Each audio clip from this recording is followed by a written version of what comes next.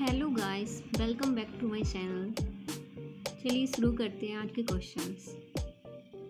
भारत में माध्यमिक शिक्षा का स्वतंत्रता से पूर्व एवं बाद में विकास का वर्णन कीजिए। माध्यमिक शिक्षा का विकास। माध्यमिक विद्यालय आधुनिक शिक्षा की ही देन है।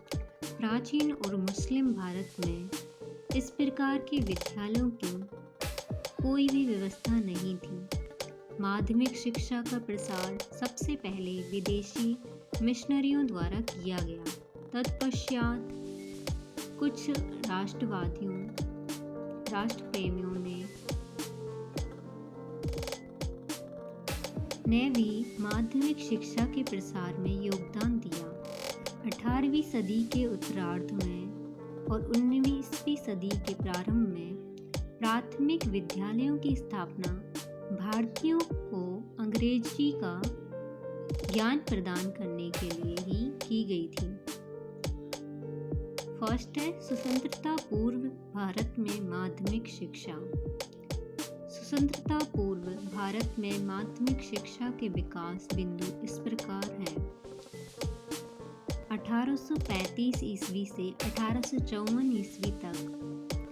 1835 ईस्वी के लॉर्ड मैकाले के विवरण पत्र ने माध्यमिक शिक्षा के मार्ग को प्रशस्त कर दिया। 1937 ईस्वी में अंग्रेजी न्यायालयों की भाषा बना दी गई। परिणाम स्वरूप अंग्रेजी के अध्ययन पर बल दिया गया।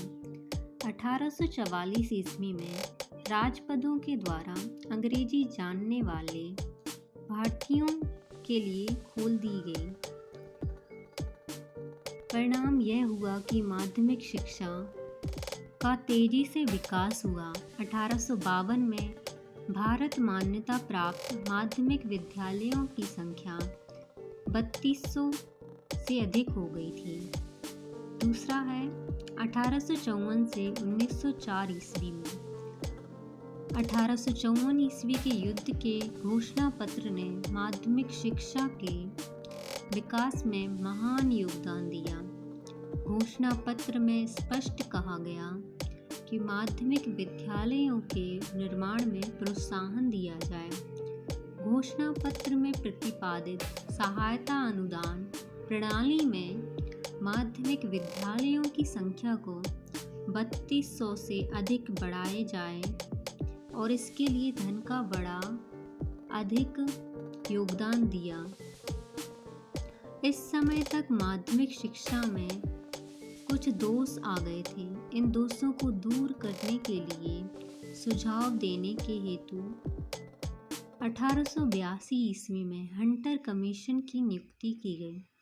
हंटर कमीशन ने हाई स्कूल के शिक्षा पाठ्यक्रम को 2 भागों में विभाजित करने का सुझाव दिया।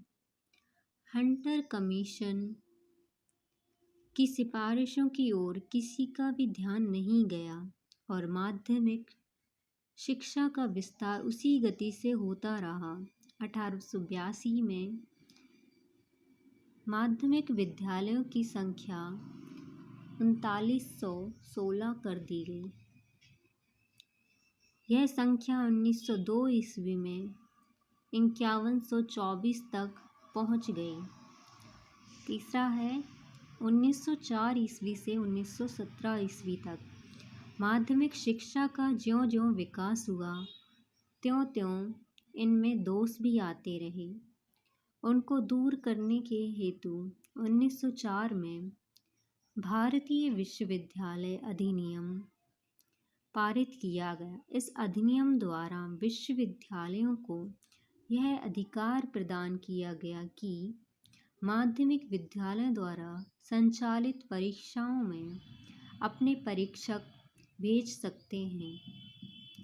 इसका परिणाम यह हुआ कि अनेक अवांछनीय माध्यमिक स्कूल बंद हो गए।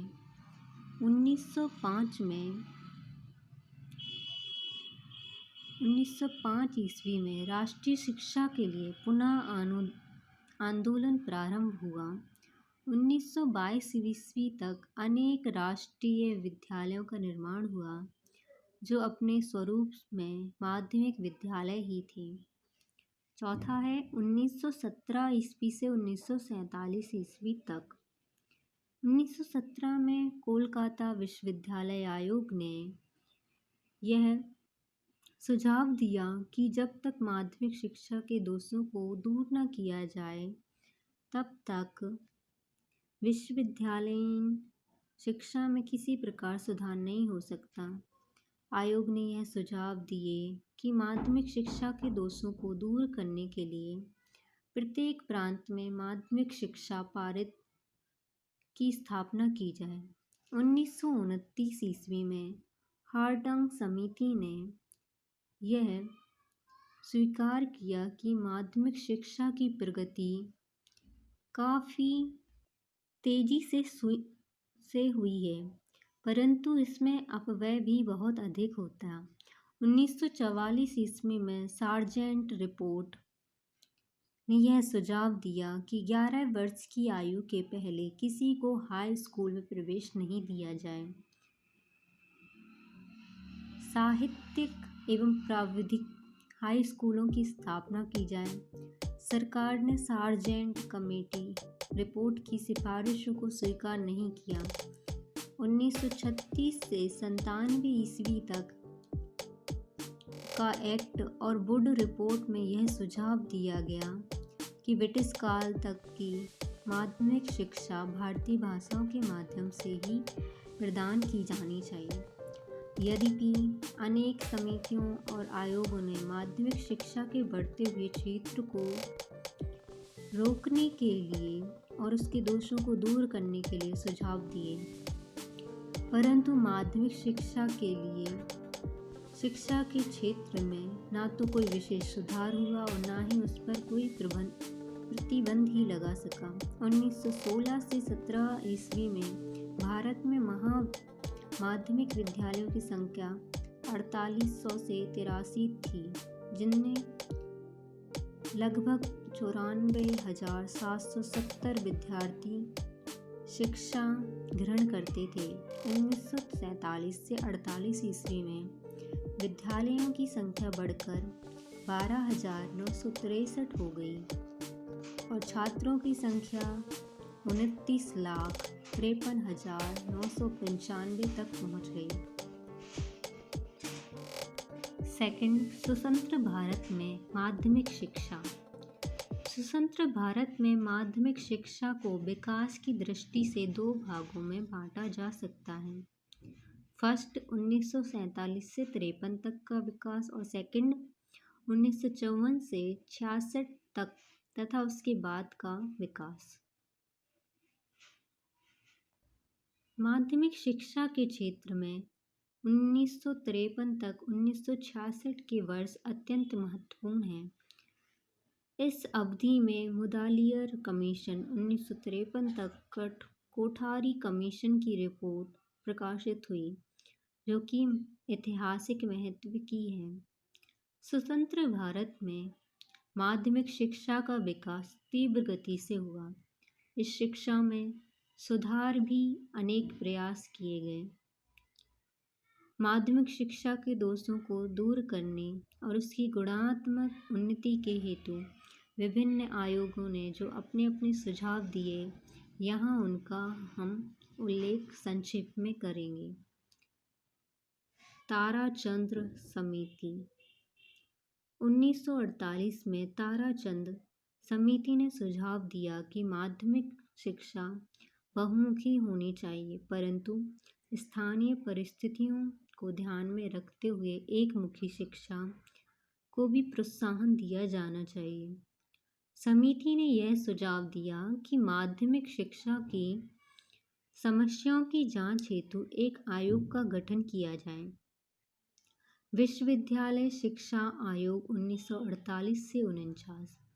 विश्वविद्यालय शिक्षा आयोग का मुख्य कार्य विश्वविद्यालय शिक्षा की जांच करना था, परंतु इतने माध्यमिक शिक्षा के संबंध में भी अपने सुझाव दिए। आयोग ने यह मत प्रकट किया कि शिक्षा की संपूर्ण संरचना के माध्यमिक शिक्षा ही सबसे निर्बल कड़ी है। आयोग ने सुझाव दिया कि स्कूलों और इंटरमीडिएट स्कूलों में 12 वर्ष तक अध्ययन करने के पश्चात छात्रों को विश्वविद्यालय में प्रवेश करने की अनुमति प्रदान की जाए। माध्यमिक शिक्षा आयोग 1952 से 53 ईस्वी, मुदालियर कमीशन, ताराचंद समिति तथा केंद्रीय शिक्षा सलाहकार बोर्ड की सिफारिशों के फलस्वरूप शिक्षा आयोग का गठन किया गया, जिसने माध्यमिक शिक्षा में सुधार के संबंध में अनेक सुझाव दिए। आयोग ने यह सुझाव दिया कि माध्यमिक शिक्षा का जीवन से कोई संबंध नहीं है और यह एकपक्षीय एवं संकीर्ण है। शिक्षा में छात्रों के चरित्र निर्माण की ओर तनिक भी ध्यान नहीं दिया जाता। आयोग ने यह सुझाव दिया कि माध्यमिक शिक्षा की शिक्षा को अधिक से अधिक व्यवहारोपयोगी बनाया जाए। उसका गठन इस प्रकार किया जाए कि छात्रों का बहुमुखी विकास हो सके, चरित्र निर्माण की ओर विशेष ध्यान दिया जाए और परीक्षा प्रणाली को सुधारा जाए। माध्यमिक शिक्षा आयोग का मुदालियर आयोग के सुझावों को सरकार ने स्वीकार करके कार्यान्वित करने का प्रयास किया। कोठारी शिक्षा आयोग 1963 से 66 ईस्वी।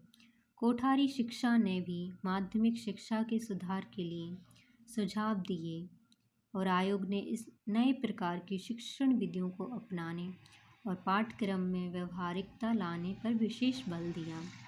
आयोग का यह सुझाव था कि 12 वर्ष की शिक्षा के उपरांत ही हाई स्कूल की परीक्षा होनी चाहिए और इस स्तर की परीक्षा को पास करने के बाद ही उच्चतर माध्यमिक स्तर पर प्रवेश दिया जाना चाहिए। उत्तीर्ण होने वाले छात्रों में से 50% को व्यावसायिक पाठ्यक्रम प्रदान किया जाना चाहिए। माध्यमिक शिक्षा का स्वरूप और प्रगति। शिक्षा के स्तर के बालक के भावी ज्ञानार्जन के दृष्टिकोण से माध्यमिक शिक्षा का स्थान अत्यंत महत्वपूर्ण है। अतः इसके भावी स्वरूप व विकास पर विशेष ध्यान देने की आवश्यकता है।